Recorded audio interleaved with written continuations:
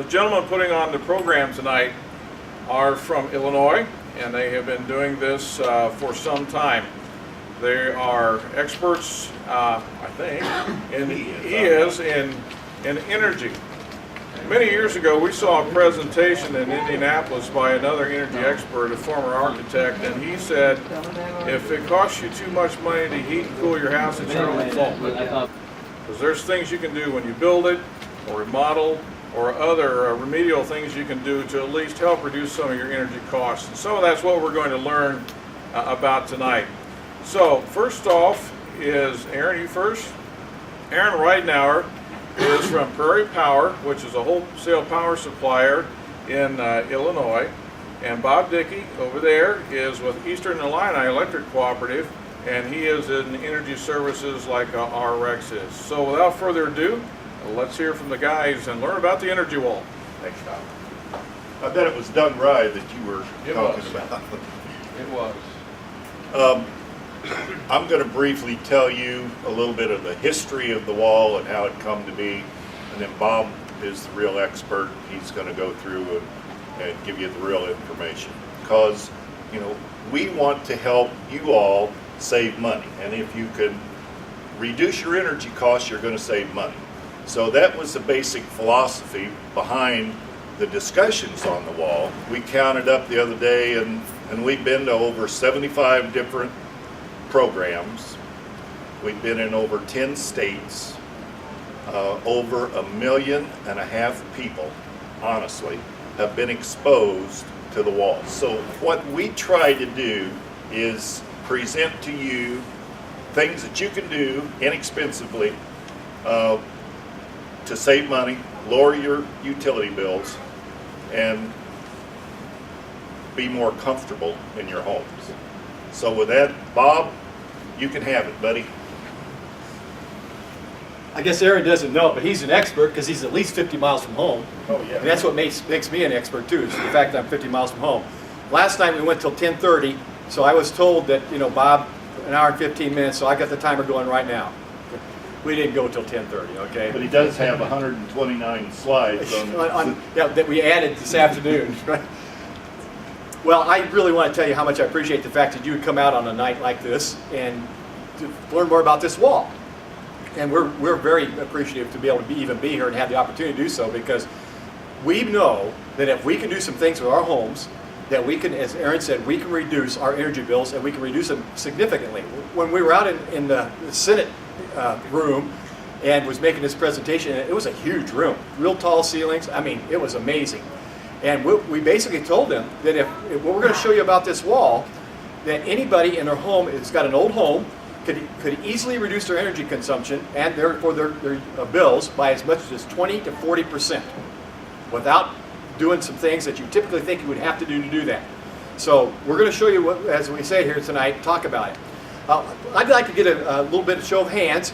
Okay, how many live in a home that's over 25 years old? Okay, how many live in a home that's over 50 years old? All right, how many live in a home that's, well, it's over 50 years old? That's old enough. Okay, how many live in an old farmhouse?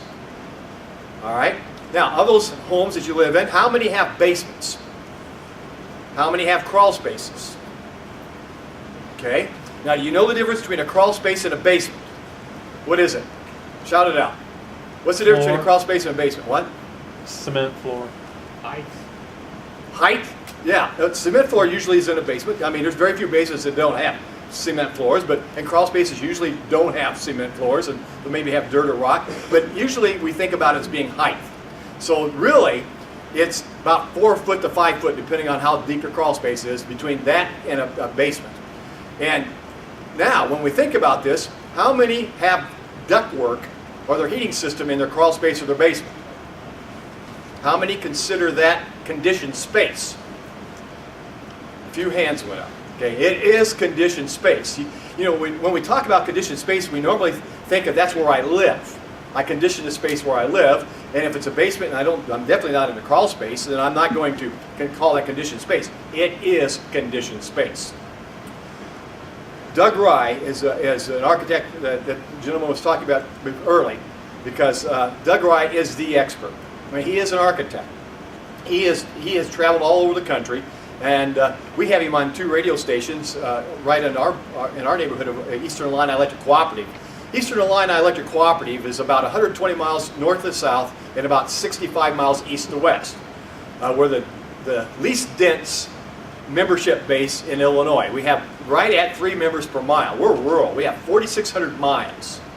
We have a lot of farmers, and people that make their living from the farm, and we've had some pretty good years in the past few years, and so they built these new houses on that top of that in that cornfield on top of a hill so they can look out their land, okay, with no trees around it, but we got plenty of wind, plenty of dirt blowing, and want to know why their energy bills are so high.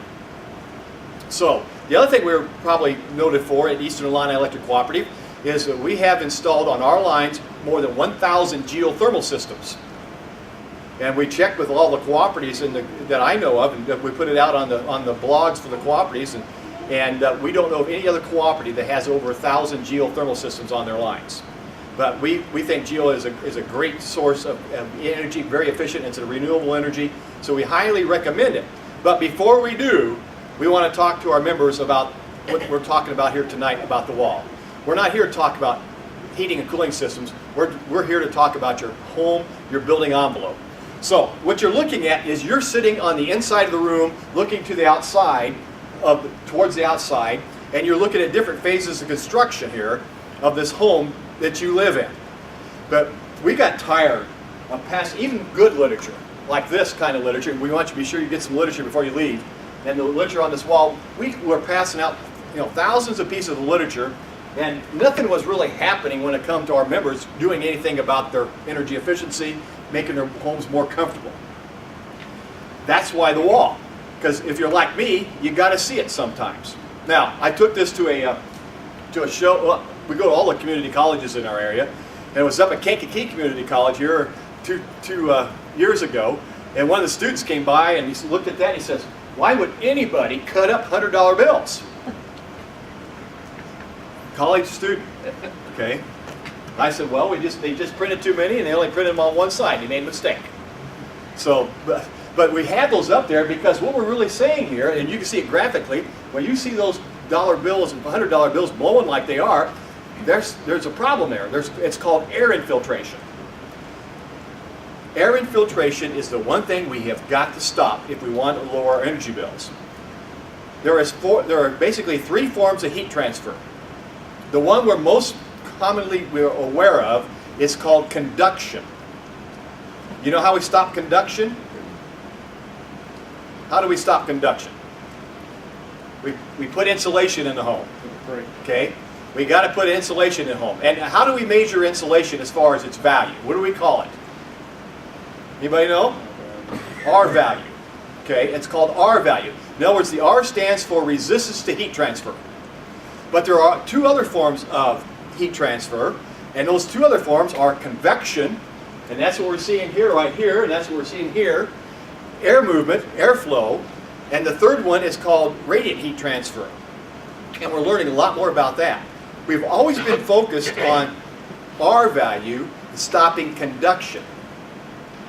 Let me ask you a question. How much R value is there in an igloo up above the north, up there in the north of in the Arctic Circle? How much R value is there in ice? I don't think there's any. There isn't any. But yet they can close up the entrance when they get in, and they have several ways of closing it. They have more than one closure, and they can light a candle inside that, or a real small burner, and stay very warm. How about this? If you lived in an area where it was always 35 degrees below zero, and the wind chill was 300 mile an hour plus, how thick would the walls need to be in your house before you got cold? Or before you could be warm, I guess is one way of looking at it. What would it take? How thick are walls? Think they'd be pretty thicker than they are now? If we go by R value, the answer is yes. How many here have ridden in an airplane? 35,000 feet. It's going at least 300 mile an hour, and it's 35 degrees below zero at 35,000 feet. How thick are the walls? Have you ever sat next to the window? Probably 2.5 inches. So we know it's not thickness. It hasn't got anything. Our value is important, but what's even more important is air infiltration. Stopping air infiltration. When your house leaks, that means you got to keep replacing that air. That air is being replaced, and you got to recondition it to either stay cool in the summer or stay warm in the winter. And some of these houses that we live in leak like sieves, very much like this. So what we learned is that this is a typical building code as far as how you see this go together. It's the 2x4s, as far as the OSB together. And this is typical building, and it's done to model energy code. But we're finding out that model energy code is building a pretty leaky house because we have lots of penetrations coming through that wall. We have, in this particular wall you're looking at, we can calculate typically in a home there's probably somewhere around 25 different forms of penetration. That something from the outside is coming to the inside and it's allowing air to get into your home. Well, we're showing about 16 of those here. So what we're looking at here is anywhere there's a penetration. For example, and you see how we've got it labeled here, even the outdoor porch light. Now wait, normally we don't do anything to seal that. How many here think, let me ask this question. To make your home feel more comfortable, what do you think the first thing is that you need to do to that home? What do you think you should do to make it feel more comfortable? Lower your energy bill. What's that? Stop the air movement. How do you do it? How would you go about your house and do it? Plug up the holes. Plug up the holes? You're right on. You could get up here and do this, you know, because you're right on. But typically, when you think about making your house more comfortable, what's the first thing you want to do typically, or think about doing? Has anybody thought about it? What we hear most of the time is replace the windows. Have you ever thought about doing that? If you live in an old house, okay, first thing I'm thinking, how to replace the windows and probably the doors. Well, I'm going to show you a graph here in a little bit that's going to show you what you should do and what you shouldn't do. And the one thing you shouldn't do, if you've got single pane windows and storm windows on the outside of that, it doesn't pay to change the windows. It doesn't pay to change the windows. But typically, when we talk to our members, windows are a very important thing. That's the first thing I want to change. So if I got single pane glass in my windows and I've got a storm window, there's no point in changing windows because I'm not really going to save much. In fact, I will never pay for the windows when it comes to saving energy. But there are some things we can do. So the first thing we want to do is we want to stop air infiltration. So here we are. Let's just identify the places. We've got the OSB board right here. Now you may be wondering how we're getting this airflow. It's that fan right down here. That's what's doing it. On the other side of it is an air handler that's actually circulating the air. But we're trying to simulate exactly what goes on in a house, as far as the wind, the pressures that happen in a house. But we're showing here we're making a positive pressure into the inside of the house because of the wind on the outside. So we've got this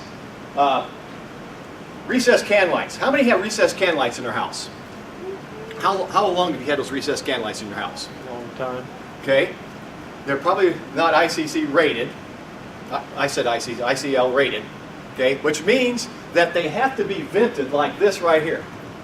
See the slots up in that recessed can light? Now typically then, if that recessed can light goes up into the attic in unconditioned space,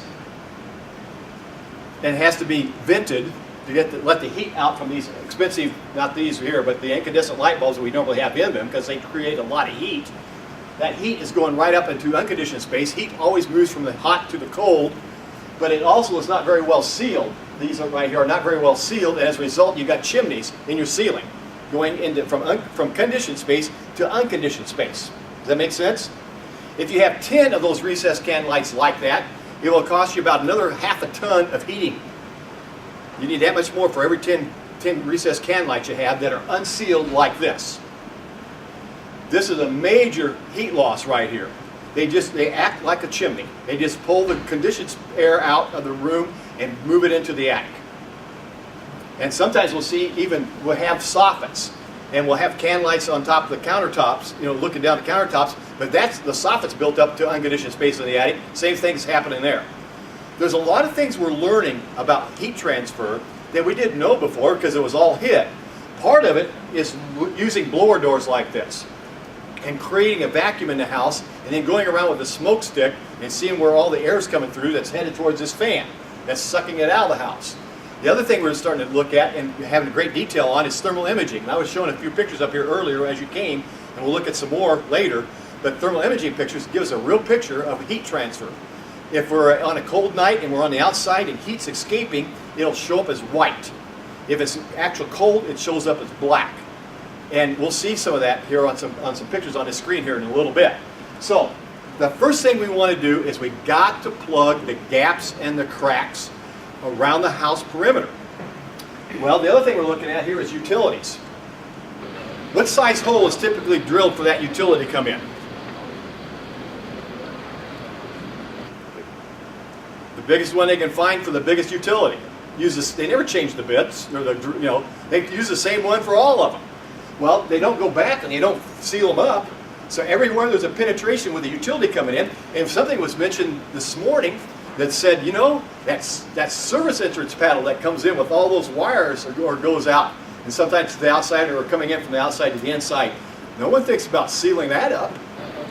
Well, that's a big penetration too. So wherever there's penetrations, there's a chance for airflow to come through. And if it's coming through, it's usually unconditioned, you're not controlling it, and it's costing you money. So let's see, what do we want to do? Well, one of the most important things here is a caulk gun and caulk.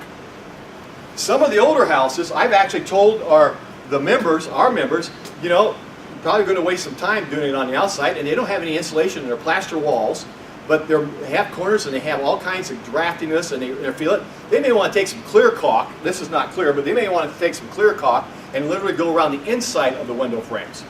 But before they do that, what we highly recommend that they do, if they could, is if they do have insulation around their windows, what kind of insulation do you think they would have? If they actually have insulation around their windows and their doors, what kind of insulation would it be? You recognize it up here? Fiberglass. Now, how did they get that fiberglass insulation in around the windows and doors? What's that? They stuffed it. They stuffed it. Well, by stuffing it, it doesn't insulate anymore. You know what it is? It's a great furnace filter. Because when you pull it out, it'll be black as black can be. But it's not doing any insulating.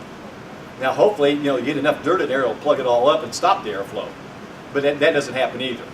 But fiberglass insulation, and we'll be looking at insulation here in a moment, is not what we want to do. But what we did in our house, I had to put a new picture window in because it had rotted out. It was an older house, and so we did, and I knew I was never going to pay for that picture window, but I like the looks of it. It's got the screens, and it's got the shutters inside, and I can open it up if I want some fresh air. I mean, it's a real, but I'll die before that window's ever paid for when it comes to saving energy. So I paid a good contractor to take the old window out, put the new window in, and guess what he was going to do before he closed it up and put the trim on? He's going to stuff fiberglass all the way around it. And I told him, no way. You're not putting fiberglass around my picture window. We're going to put foam in there. He says, no way. You do not get me to put foam in there. Now, why would he be concerned about that? What's he concerned about? Expansion. Expansion of the foam. He knows foam's expanding. He's not dumb. I hired him. I knew he wasn't. But he said, no way. So I told him, there is such foam for windows and doors. And it's called great stuff, and it says for windows and doors. But there's also this great stuff that's for gaps and cracks. Do not use gap and crack foam for windows and doors. Because he would be right. I wouldn't be able to open and close my windows or doors. So I simply got a couple of cans of this, and don't use it. It does expand, but it doesn't expand near as much with as much tension as this stuff does right here. This is for big gaps, big cracks, and where you don't have to worry about opening and closing windows and doors. So I put it around my window, completely ended all kinds of the drafts that I was getting in the past. Made the room a lot more comfortable, but not enough that it's going to pay for itself as far as that window is concerned. Okay, got that? So we can go buy these at the hardware store, and we can go around and find those gaps and cracks in the penetrations in our foundation and our house, and we can fill them up. And this is great stuff to use. If it comes to a seam or a corner, okay, like something like this. Let's say this is my ceiling right here. There's nothing wrong with taking some clear silicone caulk or clear caulk and just running a good bead along that. If I got an old house and I got my baseboard's running around it, and I don't want to take the baseboard off. What I would simply do is run a bead on the top of the baseboard along the wall and run one along the floor. But I would try to, every time there's a corner or an angle where two pieces of wood might meet, framing would meet, I'd want to caulk that. So that's some of the things we can do just to fill up the gaps and the cracks that we have. Now, so the most important thing you can do in your house is start there. Now, how many have fiberglass insulation in their home? It's insulation. Okay? Where do you have it at? Do you have it in the walls? How many have it in the walls? How about in the ceiling? Up in the attic? Anybody have it in the attic? Okay. Fiberglass insulation has been around for a long time.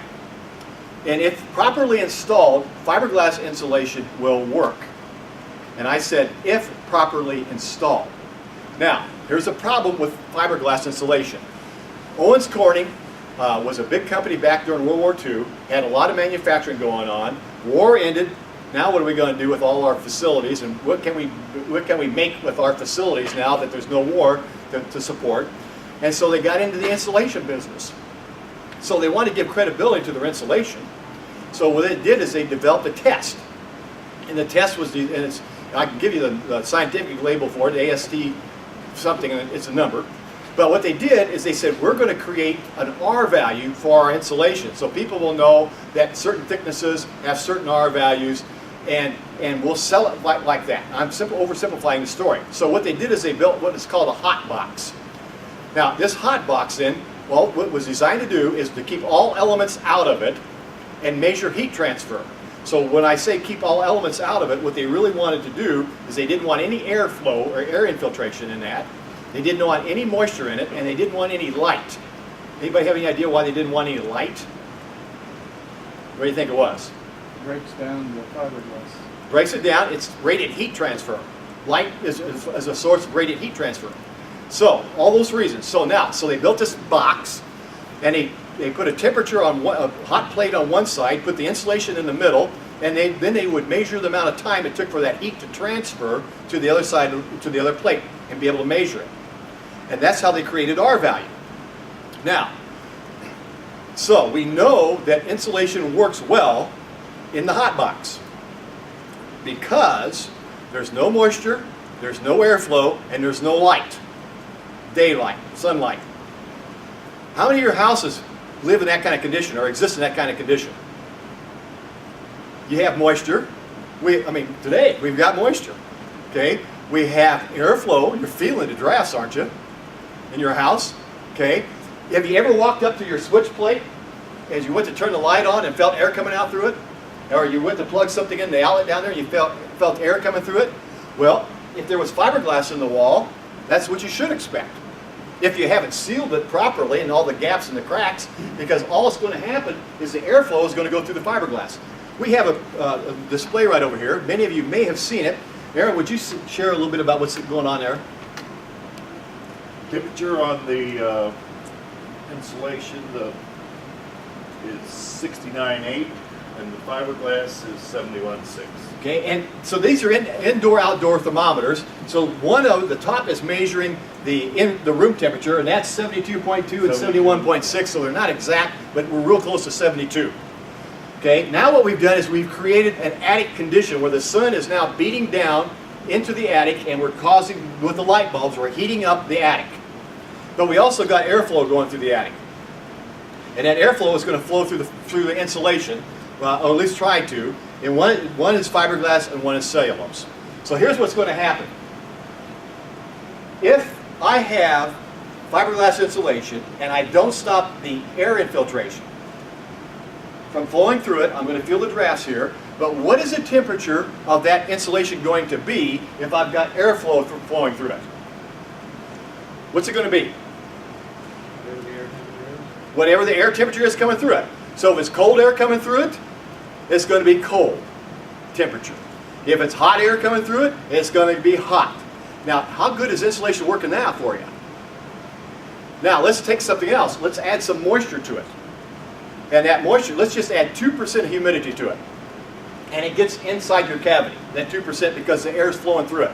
That 2% of humidity in that cavity of fiberglass insulation, because of the airflow being able to flow through it, will reduce the efficiency of that R value by 35%.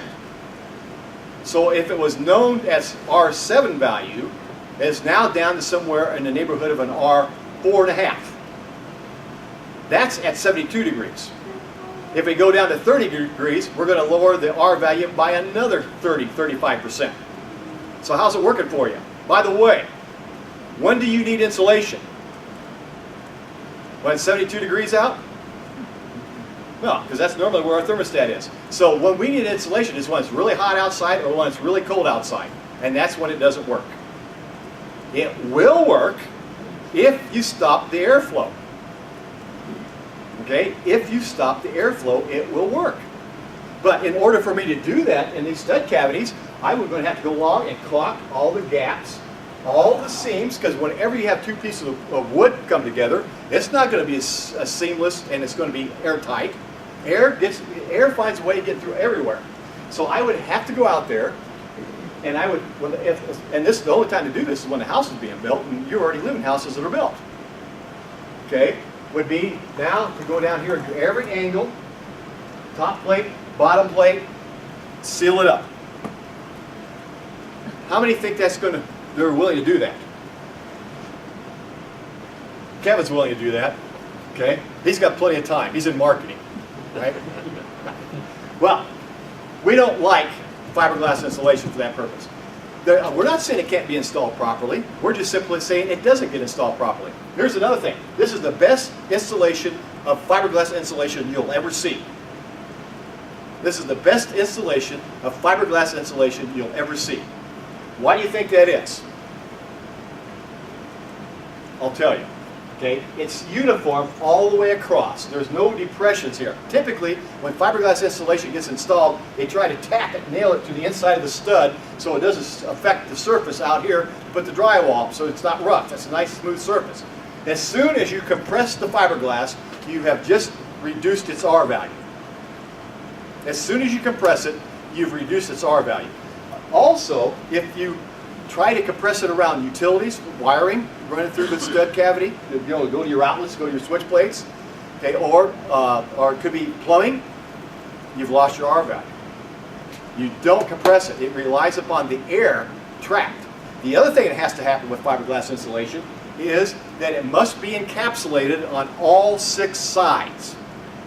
To work, it must be encapsulated on all 6 sides. What do I mean by 6 sides? Well, we got 2 sides here between the studs. We got a top sill, we got a bottom sill. That's 2 more.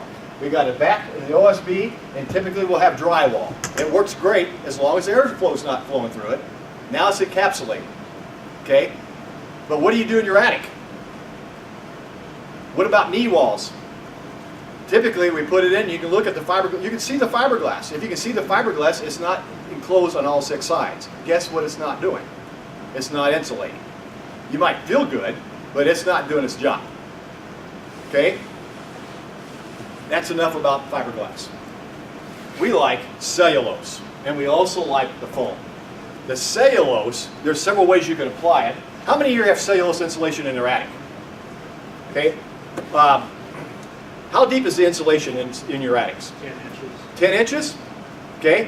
What about some others? Is anybody here tonight, can you see the ceiling joists, up above your ceiling, as you go into the attic hatch and look across, can you see your ceiling joists? Anybody see their ceiling joists? A lot of places in our house, or in our area, you can see the ceiling joists. Well, those ceiling joists, those rafters like that could be 4 inches, they could be 6 inches, they could be 8 inches.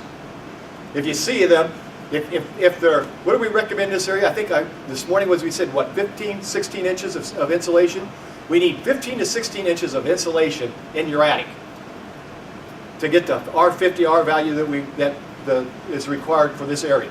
Okay? So if you don't have 15 to 16 inches of insulation in your attic, you don't have enough. Now, if I've got fiberglass in that, as far as my insulation in my attic, we're not telling you to take it out, but there's one thing we need to do for all insulations in attics. I don't know if you can see it from where you're sitting. Back there, we have these insul vents here that shoots the airflow above from the soffit up above to the top of the attic ridge vent. or you could have just vents in the ceiling, or I should say in the roof. Well, also what we have is these cardboard baffles. Can you see them if you look real hard? And I don't know if the lighting's helping you there from where your angle is not, but there's actually a cardboard baffle that sits right back against the edge of the attic wall, and on the other side of it is the soffit. Okay? What soffits are for, to let air flow through. The problem is we could put fiberglass in there, and we could put loose fill cellulose in there, and on a strong windy day, that could be moved away, or at least that fiberglass is just going to let the air flow right through it. So what we want to do, especially if I want to get 16 inches of insulation in my attic, I need to use these insul chutes up here to get it above that 16 inches so I can fill it up, let the airflow pass it, but not blow the insulation out. Because if that, and here's what we've seen happen many, many times, when that insulation moves away from the edge there, okay, hot air rises in your house, sits up on the ceiling, coldest area of the house is going to be that corner because it's closest to the outside. Then we start seeing a darkening of color. I've even seen houses where it was dripping with moisture right there in the corners because the insulation had been moved away. So we've got to put a baffle back there, and we've got to seal it with some kind of foam, and you can see it later if you can't see it now, but we've got to put a baffle back there for both for the fiberglass and the cellulose. Now, once I put the baffle back there for fiberglass, I can now add as much cellulose insulation as I want to it. Because if I don't do that, and I put cellulose insulation on top of it to get my 16 inches, I'm going to compress the fiberglass, but not completely, because cellulose is not that heavy. And what it's going to do is going to allow airflow to flow right underneath that cellulose, back and forth between those ceiling joists where the fiberglass is. And I just bypass all my insulation. I got to stop the airflow. Now, if we're looking at walls, if I've already got a wall existing and I want to put insulation in it, we highly recommend dense pack cellulose. And to be dense packed, what we're saying is it must be at least 3.5 pounds per, now I always get this wrong. Where you at, Dan? Right back. What's that? 3.5 pounds per cubic foot.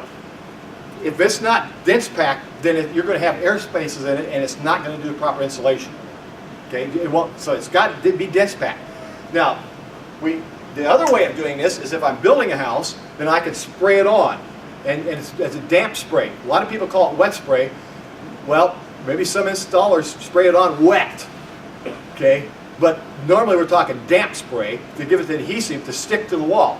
When I was in the 6th grade, we had real high ceilings in our old schoolhouse, and they had those nice little, I want the plaster figurines, and and we had a target. Us guys had a target on the ceiling in the 6th grade. And we'd come back from lunch with our milk straws. We got them cleaned out in the bathroom before we went to class, and we'd make a little spit wads, and we'd try to hit a target up on the ceiling. Those things would stay there for years and years and years. Well, that's what damp spray cellulose is going to do. It's going to stay there. I understand up in this area of Indiana, there's several modular homes and manufactured homes built. I don't know if they're being built still, but okay.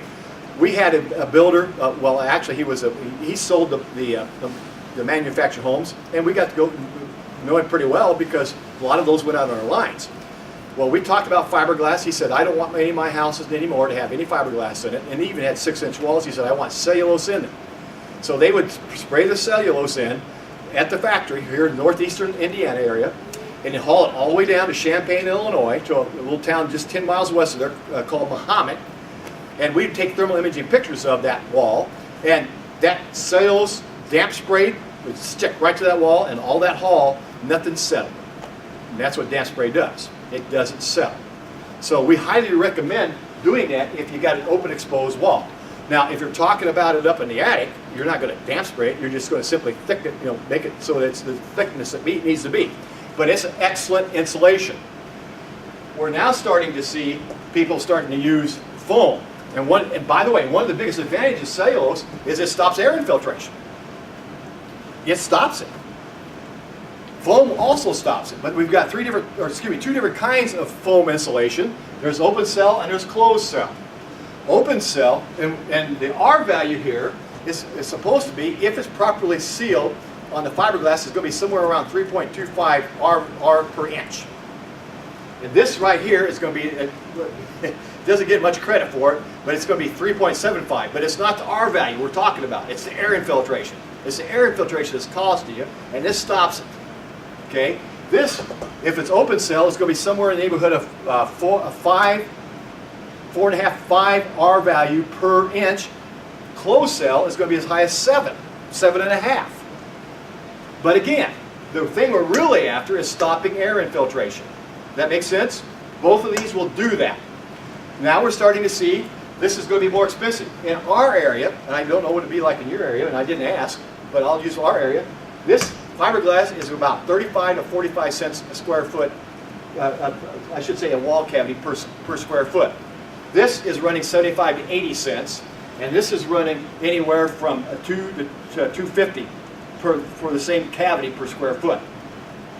But both of these have a lot of value over this, and they stop the air infiltration. So we have some people that are actually spraying this to seal the cavity, and then they're filling it up with cellulose. Some have even decided to put fiberglass in. But with fiberglass, you're going to have to compress it to get it in, but the foam's going to basically be doing the work. So you've got options here. So we recommend these two when it comes to insulation, both in the attic and in the walls. How about your basements? How many here your basement or your crawl space is insulated? Okay, show of hands, how many are not insulated? Okay, if we put the proper amount of insulation in the attic, we know we can cut your energy costs about 20% when it comes to heating and cooling in the attic. But it's just as bad down here in the basement or the crawl space, because I could turn this around here, but not all of you could see it. But I'm going to do it here real quick. That's not a lot of R value right there. If all I got is siding out here, and I've just got this 1.5, 2x6, or they call it 2x6, so it's 1 3/4. There's no more than 2 R value right here in this wood. It gets wet, it's not even that. Now, you might look down at your concrete foundation or your block foundation, and you might think, well, that's got to be some insulation value there. Well, guess what? That 6 inches of concrete or block has got the same R value as a single pane of glass. A single pane of glass. Now we've got our ductwork. A lot of times we have our heating systems in the basement, in the crawl space, and it's going. Heat always moves the cold, and you're heating the outside before you ever get the heat into your house. We've got to insulate. Now, I went to a high school industrial arts class, and I said, make me a foundation wall here that we can use. And again, the only difference between this and a basement is the height, as was mentioned before. So there's several ways of doing it, but we highly recommend going into this area here and spray foam, 2 inches. In our area, they'll do it for between $2.50 and $3 per linear foot. So you measure the perimeter of your house, and if it's 40 foot wide or long, that'd be 80 foot, and it's 30 foot across on each end. That's another 60 foot. So now we're looking at, did I do this right? 80 and 60 is 140. Let's say it's times 3. That we're looking at $420. But that is going to pay for itself so quickly because this is just letting air flow through. Now, how many have got this area insulated? What do you have it insulated with? Foam. Good. Spray foam. Spray foam. You guys, I don't know why I'm over here. They're doing a lot of things right. In our area, a lot of times they put fiberglass in that. Now, why is the fiberglass not going to work up there? Compressed. What's that? Compressed. Well, even if it's not compressed, You don't have nothing on all 6. it's not covered on all 6 sides. Plus, air flows through it. Okay, it's a great filter. If you peel it off and look at it, it's black. So it keeps some dirt from getting in the house. So it gets, you don't have to dust as often. Okay, but that's all it's doing. So foam is the best. What you want though is you definitely want a thermal break from the outside to the inside. So we don't only want to insulate this area right here, we want to come right on over the sill and down the sill plate and right down the wall. Now you can obviously foam the whole wall. We would recommend that you do at least do that, or if not, put a 1.5 to 2 inches of foam board on it. Now you've got a tight, well-sealed basement crawl space. In a crawl space, what else do we have to deal with in a crawl space once we've got the walls basically sealed on the perimeter? What else is there? Got the ground, okay? We want to get rid of the moisture there, okay? How does most of the moisture come into that crawl space? How's it get there? From the ground? What's another way it can get there? Vents. Through the vents. Doesn't do you a whole lot of good to insulate your crawl space and leave the vents open. The airflow just bypasses, the insulation, flows back and forth underneath the house, cools off your ducts in the wintertime. Okay, so, and why do we have vents under the house? Typically in the foundation. Because of moisture. In the summertime, now again, if we got to take care of the moisture, if it's coming because of a spring or it's a low area, we got to drain it, put a sump pump or something in there and get it out of there and keep it dry. But a lot of times in the summertime, that hot air outside holds a whole lot more moisture. Heat always moves the cold. It's cooler underneath the house, in the down there below the house in the foundation area. So the heat brings the moisture in as it blows through. It condenses under there. Now we got another moisture problem. We need to close those vents up, make it conditioned space. And I didn't say this about attics, but a lot of times, even in the attic now, they're no longer putting vents in there. In fact, they're closing up with foam and sealing it all the way up to the roof and making that conditioned space. No airflow comes in, no moisture comes in, okay, and they insulate the roof. So it never gets into the attic area. So there's a lot of things that we're seeing different. And again, I want to go back. The reason we're seeing these different is because of the fact that we're starting, if you look at different types of tools and testing technology and thermal imaging. Any questions or comments at this point? How are we doing for time? Okay, what do we got over here? 69.7 on the cellulose, 100.8 on the fiberglass. 100.8 now. The fiberglass is now 100.8 degrees. The cellulose is still at the 69 level. So what we're simply saying is, and this is over-dramatization of what happens, but this is what happens in attics with airflow through fiberglass or your wall. It's not insulating. Okay, it's not insulating. We don't recommend it. Want to talk briefly here? Let me see. I haven't punched this for a while. I'm afraid to punch it. Let's see what we got here. Timer. Oh, here's my stopwatch. Oh, we're doing pretty good. You got 2 hours left. I got 2 hours left. Yeah, right. You and I will be talking to each other. One of the things, and we got a little bit of time to talk about this. You know why we started using cellulose insulation? You know what it was used for before it was used for insulation? What's that? Well, it was new. Yeah, a lot of cellulose insulation was newspaper. Okay, but why did they use it? Why did he end up start using insulation in the cellulose in the walls, you think? I'll show you. Okay, you may have to cover your ears. Are you ready? Are you ready, ma'am? Okay. Hear that? Can you hear that? Everybody hear that? I'm going to dump it in the fiberglass. I'm going to put 3.5 inches on it. Can anybody hear it? You can hear it, all right? We're going to take it out. Put the cellulose, put 3.5 inches on it. You listen real hard, you can hear it. I'm hearing it, but you hardly can hear it. You could live next to a railroad track, so the train can be going by every hour, and you wouldn't hear it. Better shut it off, Edna. Here on. I forgot to shut it off once, ran the battery down. It didn't work the next presentation.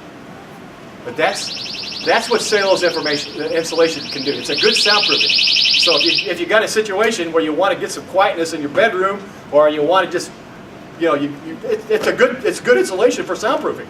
So there's a lot of reasons to use cellulose insulation. Okay, notice we do have a different type of recessed can light. It's ICL rated. It is not vented. We can now foam around it. If it goes up in the attic space, we can now cover it with insulation. I had it was a member of ours. He and his brother they're both in construction, they built great homes. But his brother's was a whole lot more energy efficient than his was. And here was one of the major differences. His brother didn't have any recessed can lights except in the kitchen around the soffit area for the countertops.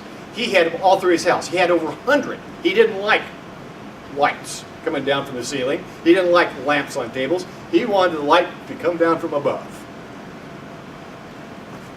And his house was built about 10 years ago. So guess what kind of cans he had in the house? these white ones. Guess what he could not do up in the attic? He couldn't insulate around it.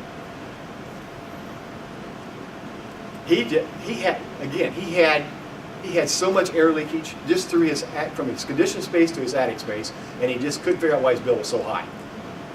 So we basically told him, you either replace them with these, which you can do, or you take some cardboard boxes and you build around those, what you got up in the attic, and you seal it around them, and then you could give it enough space for the heat to go through it, get out and dissipate around it, and then you cover it up with insulation.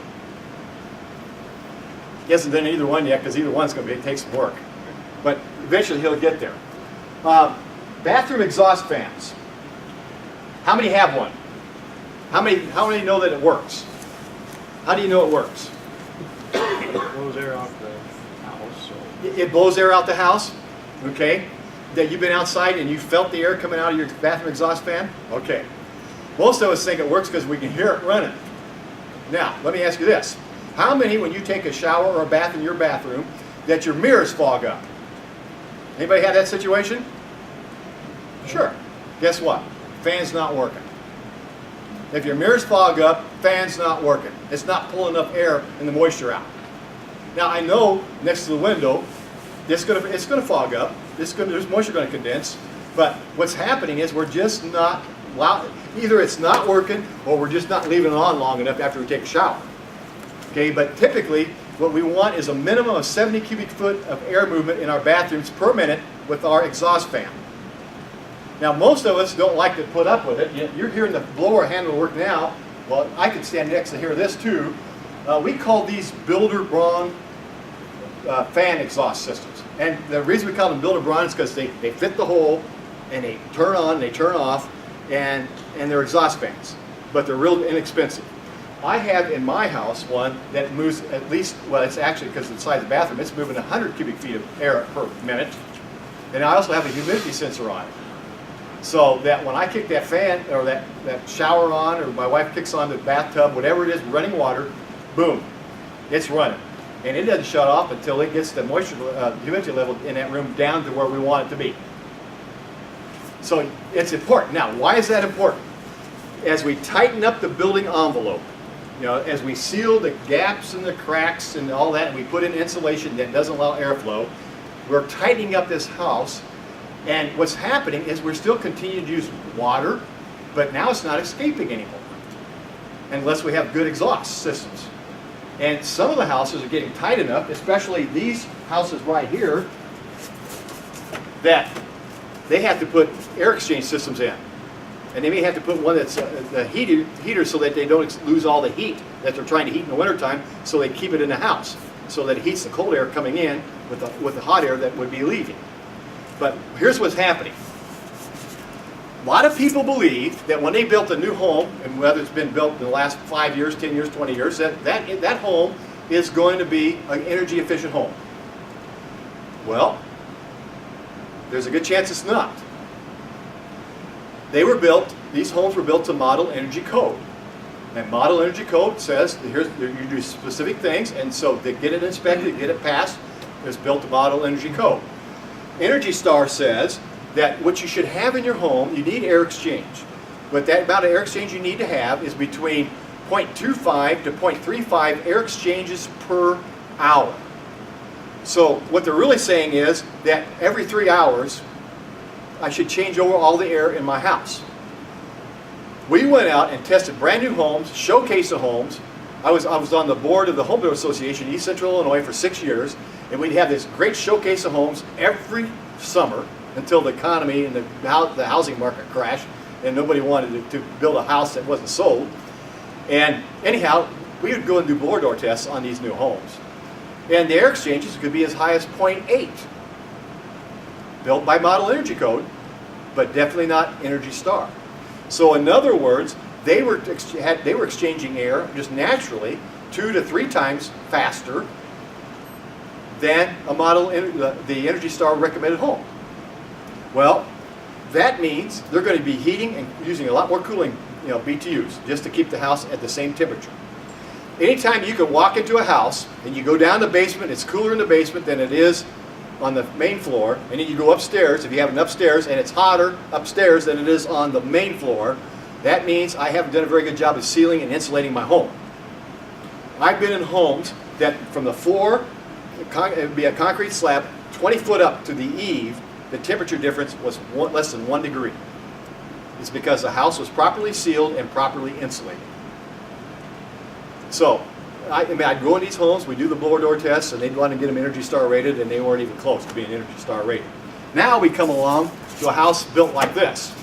Insulated concrete form. 6 to 8 inches of concrete down the middle of it. You better make sure that your penetration is where you need them, the windows are where they need to be, the doors are where they're be, because once you build a house like this, it's a concrete bunker. It's concrete, but there's no air infiltration. In fact, we measured a house, the air infiltration with one of these. This was from the basement all the way up to the attic space, which was a single-story ranch, and 16 inches of cellulose insulation in the attic. The air exchange was 0.08 air exchanges per hour. 0.08, not 0.25, not 0.35, not 0.80, but 0.08. 1/10 of what a lot of new stick-built homes were. Again, this is good for heating and cooling, except the air quality. We got to make sure we need that 0.25 air exchanges. He had to put an air exchange system in the house. But even putting that in, he was way ahead of conventional built homes. So we're seeing that happen. Anybody here familiar? Yes, sir. Well, I had a question on your Bathroom exhaust? bathroom exhaust vent fans. When you say they're blowing outside, are they actually vented to the roof or are they vented in the attic? Good question. Question is are they actually, the bathroom exhaust fan, is it vented really to the outside? It should be, number one. It should never be vented to the attic. I am a living proof of that. The second part of the question is if you seal the house to cut your energy bill, and you say you want 70 inches of 70 movement, cubic feet. 70 cubic yeah. feet, where's the air coming from? Now you got a negative air pressure in your house. You can have, but it's the only way you're really going to get to that kind of situation is cement with house. this. Because they're still going to, in a conventionally built house, even if I go around and do everything I can, we're still going to have airflow coming through. Okay, that's going to happen. But it's a concern, and you need to know what you got. Because as we tighten up the homes, the moisture, as I said, and there's one other thing that can become more of a problem as we tighten up the homes, and that's the flu. Okay, how many, what are the symptoms of flu when you get the flu? What do you get? How do you feel? Miserable. Miserable. Runny nose. Miserable. Runny nose, a little nauseous sometimes, headaches. Well, guess what else that's symptoms of? Carbon monoxide poisoning. Okay? So here we are out here telling you how it's important to seal up and to lower your energy bills, make your home tighter. Now you've got gas in the house. Okay? And if you don't properly exhaust that gas, you can get backdrafting. There's a lot of you open the door and it backdrafts now because the house is tight. Okay? All of a sudden, you know when flu season usually happens is in the wintertime. What are we normally doing in the wintertime? We're in our house with it sealed up. We shut the doors, we shut the windows, it's sealed up, and then we start feeling nauseous. We get the flu. Now, I'm not saying it's regular, but there's houses like that for that very reason. People are getting sick, headaches, migraines, because of poor air quality. They've tightened the home up, but they didn't take care of some of these other problems. It's serious business, right, Rex? We've got to take care of that. We've got to go in and do the testing for the air quality that needs to be done. I'm just now getting our guys, I think you guys are way ahead of us over here. How many here from your cooperatives are BPI certified already? Anybody BPI certified? Rex is. Okay, Dan is. Okay, we're just now doing that over in Illinois. Okay, the only thing we're original at is raising taxes and putting governors in jail. That's the only thing we're original at. But long story short, you guys are ahead of us in that, and we're just now starting to catch up. We understand how critical that is. Air quality is critical as we tighten up the building envelope. Now, what happens is, if I exhaust this, I'll just use my house as an example. I didn't go up and look in the attic and see where my exhaust fan was. I just knew it exhausted out, and I was happy until I started noticing cracks separating up there in the what's the word I'm looking for? Drywall. It was starting to separate at the taping. It started coming down, and I got up and looked in the attic. Well, guess what? The hot moist air from the fan that I was venting up into my attic space, was condensing in the cold air of the attic in the wintertime, and guess where that moisture was going?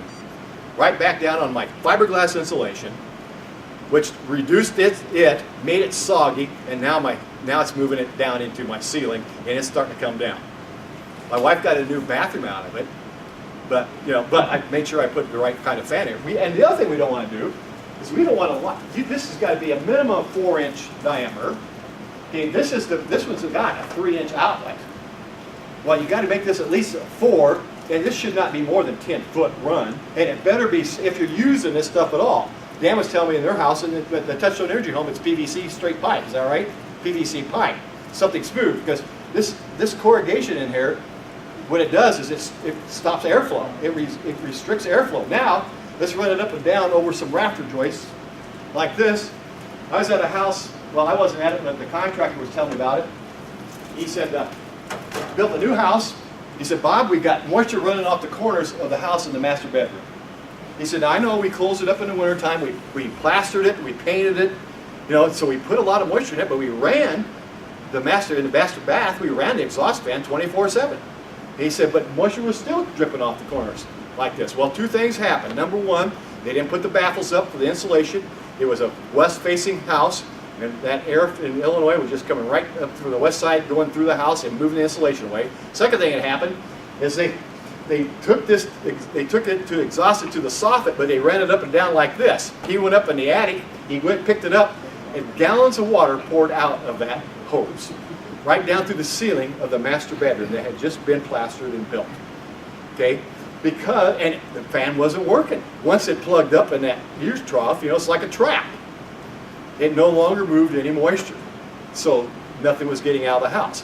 That should be a straight shot. It should be directly to the outside, so it gets outside before it condenses. It should never be in the attic space itself. Okay? Any other questions? If you tighten them up too tight, you've got a problem with radon gas possibly too. Well, again, absolutely, because there's no way for it to escape. And I mean, we're seeing homes now where they're checking for all of this before as you tighten up the home. Now, most existing home is going to be awful difficult to tighten up too tight. But again, air quality is becoming a major issue, and we need to be checking for these things. But believe me, the driving principle here is reducing your energy bill. You ain't seen nothing yet when it comes to energy costs. You have not seen. I am so concerned about energy costs in the near future. Our whole program is telling us that we've got to get away from fossil fuels. Okay? The cheapest resource we got is fossil fuels. 70% of the land mass in Illinois has got coal under it.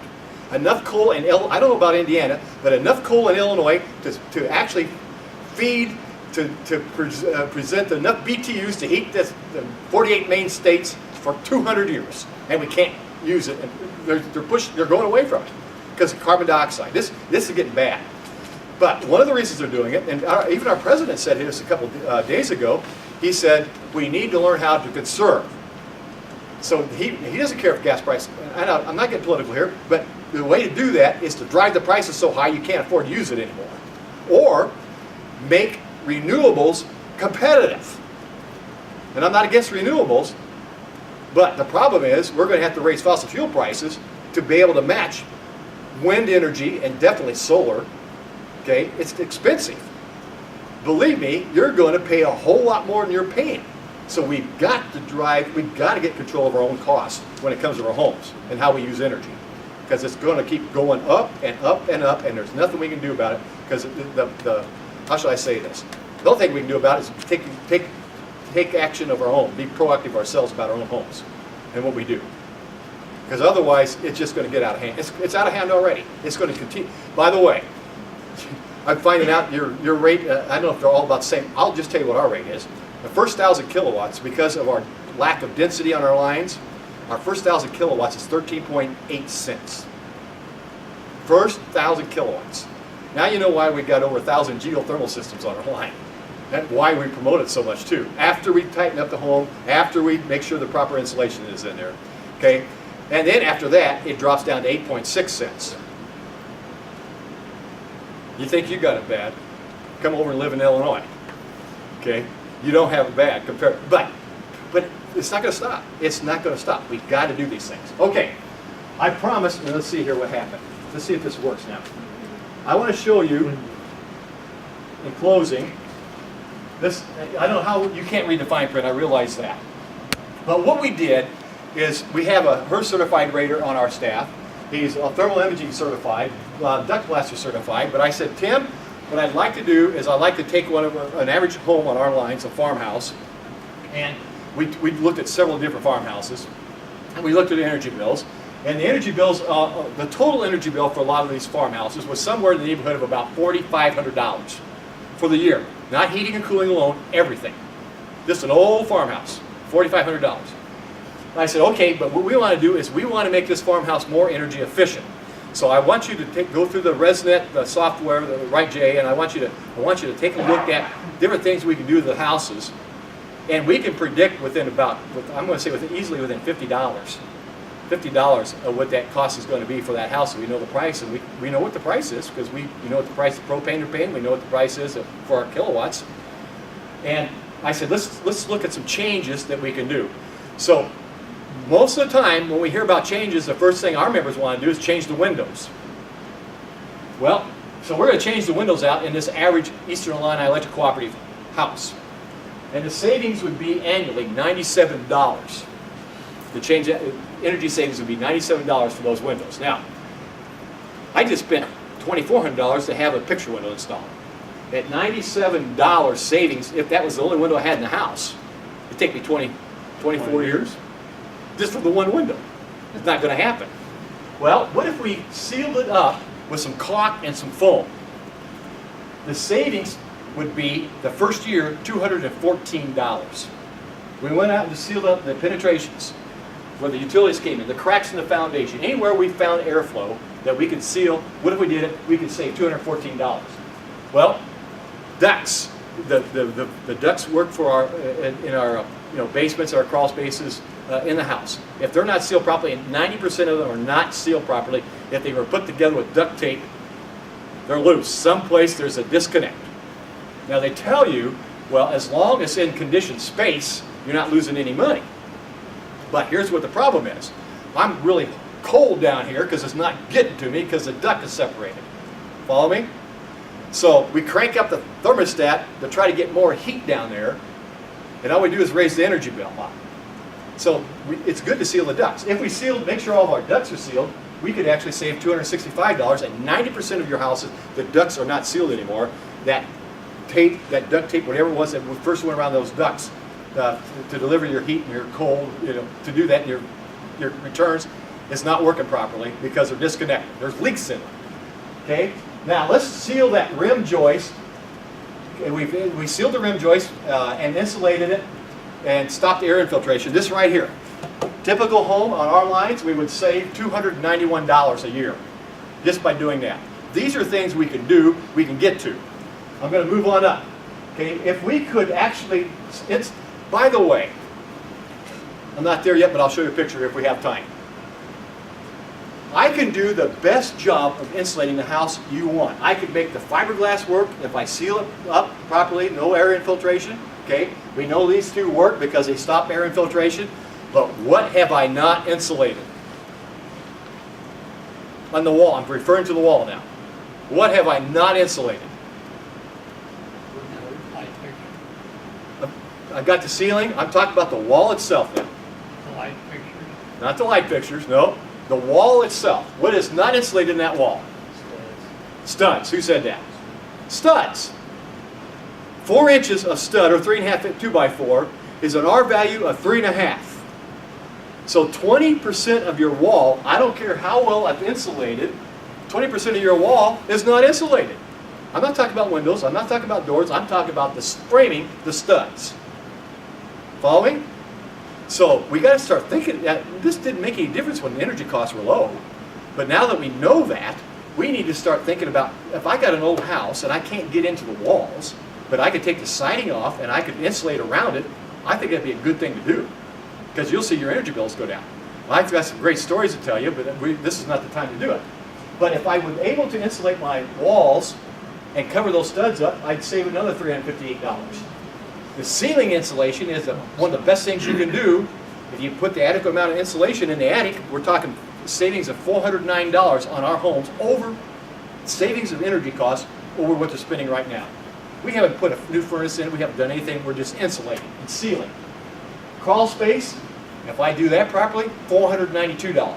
So here I am, proper ceiling insulation, proper crawl space, and I'm looking right at $900 a year savings on a house that was spending about $2,500 to heat and cool it. 900 of that 2,500 is now savings, just by insulating the crawl space, the rim joists, and proper insulation in the attic. Okay, we can go on here.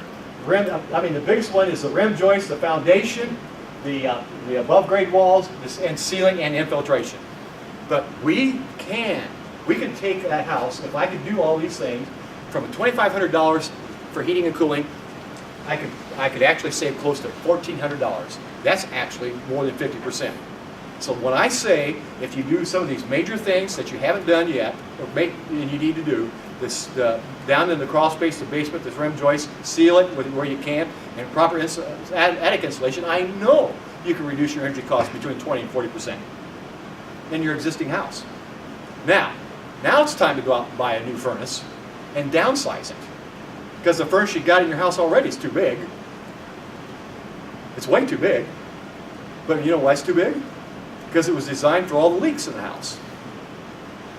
So the money I invest in this will help me save it in the long run in energy costs and a smaller furnace and air conditioner. Okay? Let's show you. I'm going to get out of this right now. Let's see if I can real quick. And we're going to wrap it up with this right here. Thermal imaging. I really like it because it tells us a lot. Let's see here. That's probably as big as it's going to get. Okay. Thermal imaging picture. This was done in January, about 5 years ago now. It was 17 degrees outside. It was a nice still evening, so it's perfect for taking thermal imaging pictures. We're standing here looking at two houses simultaneously. Do you notice a difference between the two houses? What do you see that's different? You can see the studs. One's dark in and the one's one. light. What's that? You can see the studs You in can the see one on the left. far left, you can see every stud in that house. Both were insulated with fiberglass insulation, so it's not the fiberglass we're looking at, but this was wrapped with 3/8 of an inch of insulation around it, and it had a radiant barrier on it, so now I can't see the studs anymore. But what did you see that's in common with those two houses? See, look at the bottom of them. You see that white line? Yeah, these are all houses built on slabs, concrete slabs, uninsulated concrete slabs. Now what does that do for me? Let me show you this. Okay, let's see. That's not what I wanted to do. And that's not what I wanted to do either. I'm going to do it differently here. Okay, this is a close-up of that house that you saw. You can see, by the way, the camera was the furthest away from the house that you could see the studs. So ideally, we should have been able to see a lot more on the house closer to us than the one that was farthest away. I got to stop. They're like, it's going on. Got to stop. I had it all set up just perfect for you. It's not working because I messed it up. Way to go, Bob. Yeah. Thank you, Aaron. Take it back. We can talk about this whole idea of thermal imaging. It really is showing things that we never realized before and explaining what's really happening out there. Heat always moves the cold. Okay? If we can stop the air transfer and properly insulate, we can reduce our energy bills dramatically. The message I want you to understand is that you can do things today to lower your energy bill. And a lot of them, there you go. Now we're looking at, and from the other side. By the way, so here we got the slabs. Can you go back? Can you arrow back? Because what I want to do, there, okay, you're getting close there. It's going pretty fast there. There, right there. Here's the slab. We spot on the slab itself. That slab, even though it's 17 degrees outside, the slab was almost 35 degrees. Where do you think that heat was coming from? Where was that energy bill going? It was going outside. They built them on slabs. Can we go to the next one, or one that's, now we're not in sequence there or something. Going the wrong direction. I was hoping maybe we have to go back. So they had all their ductwork in the attic. And this, keep going, you're getting there. Why is he so, let's shuffle now, let's shuffle. Okay, if you looked at the vents in the roof, in the attic roof, they're all glowing white. Because the heat is going right up through the vents. Because fiberglass insulation in the attic. This place, okay, there we go. There, see, look at the vents. Look how white they're glowing. Okay, let's go to that one though, Aaron, where you had you could show the chutes, the real black. Let's keep going that way. Okay, yeah, I think we should. There. Oh, let me show you this. This is a good example. I showed this to this contractor. He was upset as could be, and here's what he said. He said he looked at the general contractor looked at the subcontractor who was the foreman who was in charge of the subdivision and said, I thought we had a contract with the insulation people to insulate around the bathtub surrounds. He said, well, he got it out. He said, it's right here in writing. That's what they're supposed to do. He said, how come I'm seeing all that white up there? Because between those two windows is two bathtubs back to back in two different bathrooms. He said, how come I'm seeing all that heat get away out there if that's insulated? Well, they made them tear out the bathtubs in this to prove that they had insulated them. Well, guess what they insulated with? Fiberglass. The bathtub surround sets away from the wall about this far. So it lets air get in it. So the air in the house was getting around the bathtub surround, going through the fiberglass and right out the wall. You used to be able to go buy lights, light bulbs, and how'd you buy them? What'd you look for? Watts. Can't do that anymore, can you? In fact, what you're going to do from now on is you're going to look at lumens per watt. And that's because of CFLs. Now, you may be able to tell, I'm going to turn these on right now. I'm going to turn these 4 light bulbs on right now. Which one of these is a CFL light bulb? This is one sharp group tonight, man. Okay, really sharp. These are all CFL light bulbs. My wife thought they only made them like this. And she wasn't about to have them in her house. Because you can't put a nice lampshade on it. Okay? We had a few of them. I talked to her in a few of them, but now we've got these in the bathroom, and we've got these where she's got lampshades, and if we got any spots, we have that as well. Now, this is warm. They're warming up. One thing about CFL light bulbs is typically when you buy them, they don't come on instantly. You can buy them when they do come on instantly, but it lowers the life of them by 2 years, from 7 years down to 5 years. Okay, so they won't last as long. We're moving up here to, we're getting a little bit of low voltage. So what I'm seeing here is 52, it's climbing, but it's about 52 volts. Or excuse me, yeah, 52, I said 52 watts. Okay, for all 4 of those. This is a 60 watt incandescent light bulb. Let's see where it runs. It's already up to 56, almost 57. Okay, so this one light bulb here is using 4 times the amount of energy of all 4 of these. So now that you know you can get them in different shapes, okay, one of these equivalent 60 watt light bulbs will save you, at 10 cents per kilowatt hour, will save you $46 over the life of that one bulb.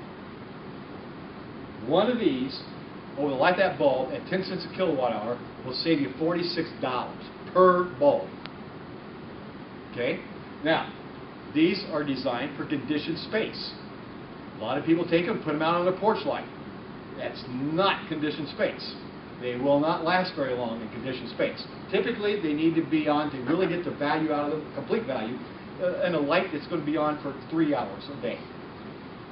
So they're not designed.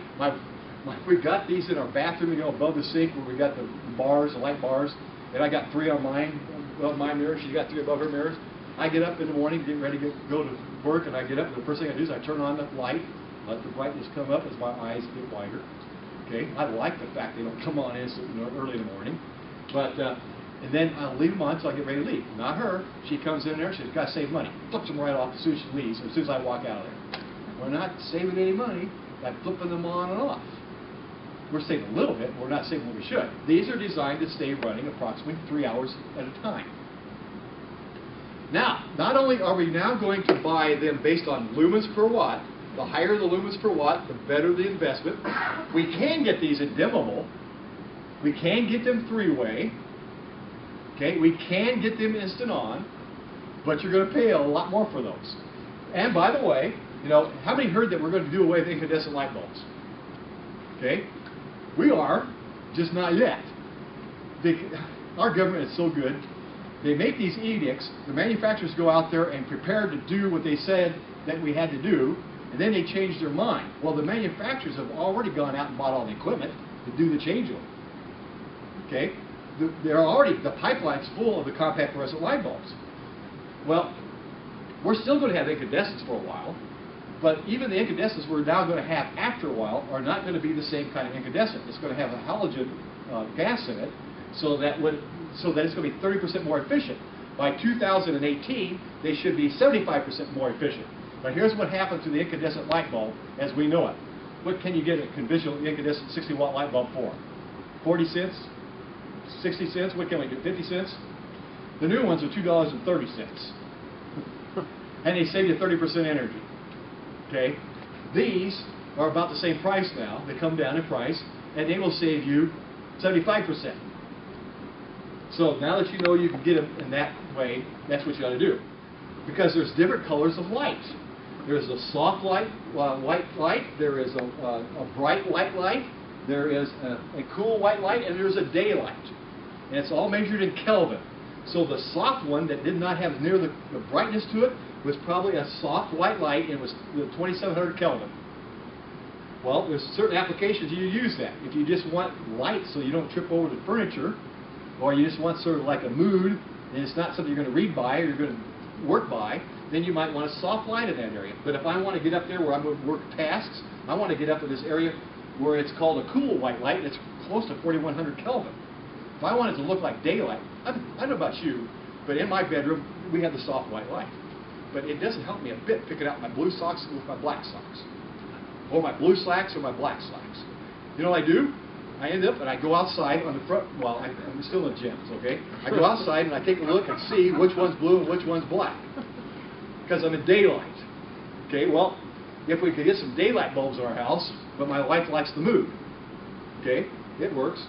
So, that said, I got to go outside for the daylight. But I could get bulbs now that are daylight. But now when you go to the hardware store or wherever you go to get lights, you're going to have to stop and look at how many lumens per watt. Do I want a dimmable one? Do I want an indoor one? Do I want an outdoor one? Do I want an instant on? Do I want a three-way? You're good. It's no fun anymore. It's not simple anymore. But again, if you take the time, you will save money. And we need to save all we can. So, with that, Aaron, did we cover anything? Did we not cover anything? 105.3, Bob. Okay. Okay. It's been a privilege. I want to thank you so much for your attention. You've been very kind to me, and I didn't see one person go to sleep. Okay, and that's wow. Okay, wow. So with that said, you've got some great cooperatives here. Thank you for allowing us to come and share with you. Thank you for spending your evening with us. And please, they got the knowledge. You've seen it now. Thank you. Thank you very much.